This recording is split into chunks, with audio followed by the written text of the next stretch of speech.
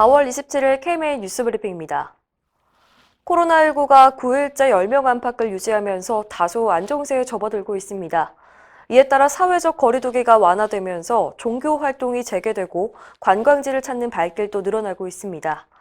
학생들의 등교 개학을 준비할 때가 됐다는 의견도 나오고 있는데요. 하지만 방역당국과 의료계는 이럴 때일수록 긴장의 끈을 놓아선 안 된다고 당부합니다. 방역 지침을 지키지 않는 순간 언제든지 지역 전파가 일어날 수 있는 불씨가 남아있기 때문입니다. 정은경 질병관리본부장은 밀폐되고 밀집된 클럽이나 주점 등 유흥시설 이용이 늘고 있다면서 이런 장소들은 슈퍼 전파 사건으로 증폭될 수 있는 곳이라고 강조했습니다. 정부는 오는 목요일부터 황금 연휴 시작을 앞두고 다시 여행과 모임 자제를 촉구했습니다.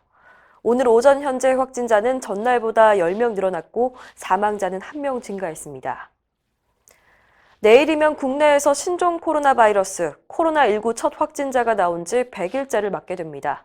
지난 1월 20일 중국 후베이성에서 입국한 중국인 여성이 국내 첫 확진 판정을 받았죠. 이로부터 불과 한 달 뒤에 하루 신규 확진자가 900명을 넘어설 정도로 확산세가 무서웠는데요. 의료계의 헌신적인 노력과 국민들의 사회적 거리두기 동참으로 상황이 많이 좋아졌습니다.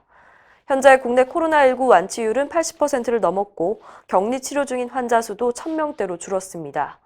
하지만 정부는 재유행에 대비해서 만전을 기하고 있습니다.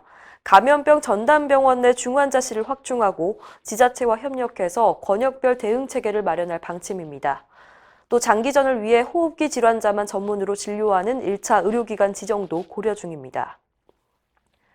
감염병 전쟁 최전선에서 헌신하는 우리 의료진들. 국민은 이런 코로나 영웅들 덕분에 이 사태를 이겨내고 있다며 존경과 감사의 마음을 보내고 있습니다. 의료진을 격려하기 위해 16일부터 시작된 응원 캠페인이죠. 덕분에 챌린지에 3,500명이 넘는 국민이 성원을 보냈습니다. 일반 국민은 물론이고 배우 박해진과 정보석, 가수 김종서와 보아, 피겨 여왕 김연아 등 유명인의 참여가 이어지고 있습니다.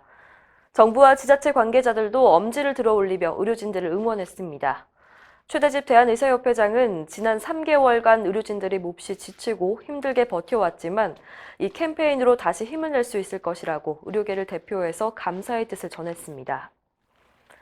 직장인이 출퇴근길과 점심시간에 코로나19에 감염됐다면 산업재해로 인정될까요?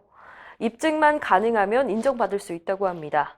근로복지공단에 따르면 코로나19 산재로 인정받으려면 업무 활동 범위와 바이러스 전염 경로가 일치해야 하고 일상생활이 아닌 업무 수행 중에 전염된 것인지 입증해야 합니다.